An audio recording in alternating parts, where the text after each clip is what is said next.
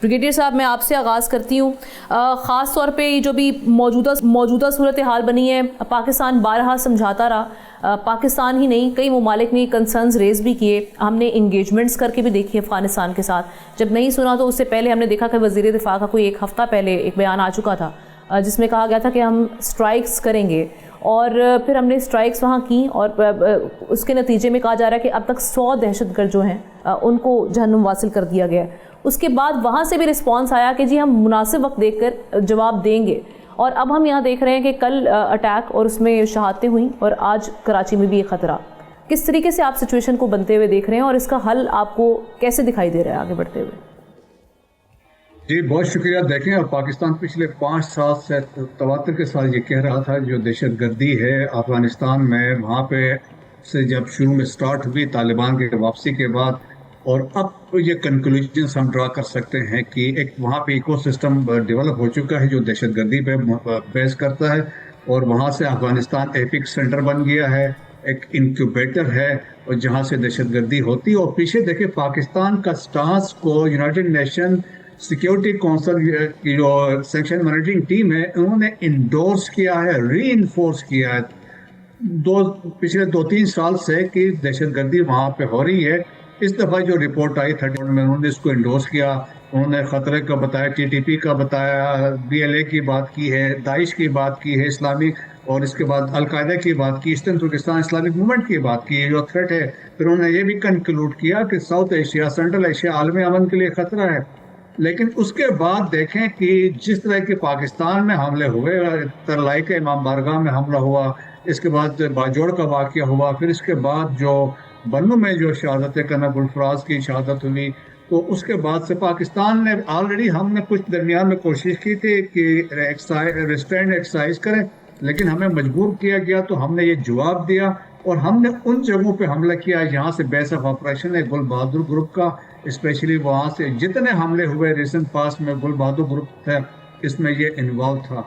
और अब जो रिपोर्ट रिसेंटली जो अभी आई है रशिया से, उन्होंने फर्दर इंडोर्स किया and they have charge शीटेड Afghanistan की गवर्नमेंट को, सो कॉल्ड जो रजीम है। और वो इसलिए भी इम्पोर्टेंट है ये रिपोर्ट क्योंकि Russia is the only country जिन्होंने को रिकग्नाइज किया है। मसूद साहब, हम देख रहे हैं कि ये रिपोर्ट तो बड़ी इंपॉर्टेंट है, बड़ी इसकी सिग्निफिकेंस है। इससे पहले भी सेंट्रल एशियन स्टेट्स उनकी जानिब से भी कंसर्न्स रेज किए गए हैं। इवन चाइना के ऊपर, वहाँ पे चाइनीज़ नेशनल के ऊपर जो काबुल में अटैक हुआ, वहाँ से भी थोड़ा सख्त रिस्पॉन्स आया। लेकिन ये जो ममालिक हैं जो ख़ुद ख़तरात से दो चार हैं, ये मुश्तरका कोई हिकमत अमली क्यों बनाने में अब तक नाकाम है?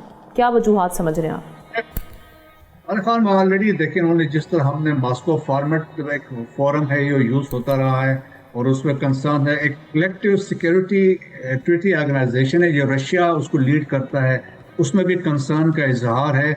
और मेरे ख्याल में फिर देखें कि इन्होंने ऑलरेडी किया, जिस तरह पाकिस्तान को कंसर्न है, इस तरह ताजिकिस्तान को जमात अंसारुल्लाह से खतरा है, उज़्बेकिस्तान को इस्लामिक मूवमेंट ऑफ उज़्बेकिस्तान से खतरा है, और चाइना को ईस्टर्न तुर्किस्तान इस्लामिक मूवमेंट से खतरा है। और अभी तो ये इतला आई 37 रिपोर्ट में कि ईस्टर्न तुर्किस्तान इस्लामिक मूवमेंट को प्लेस ही बदख्शां में किया गया है, नेक्स्ट टू चाइनीज़ वाखान के पास, चाइनीज़ बॉर्डर के नज़दीक।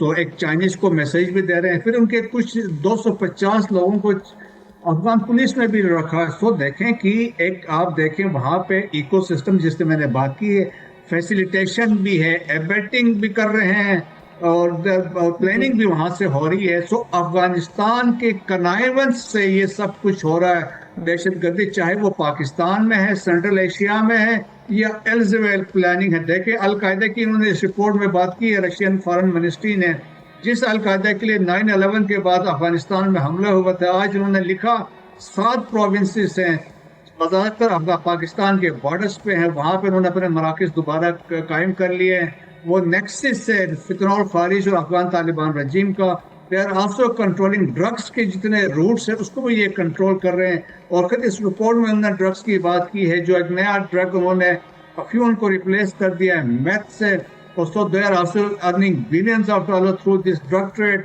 और सेकंड है वेपन्स के भी सेल करके पैसे ये कमा रहे हैं। सो थ्रेट इज जेन्युइनली इस अफगानिस्तान में हम ये कंक्लूजन ड्रा कर सकते हैं, Afghanistan is the epic center at threatening world peace. Subscribe करें और बेल दबाएं ताकि कोई खबर रह न जाए।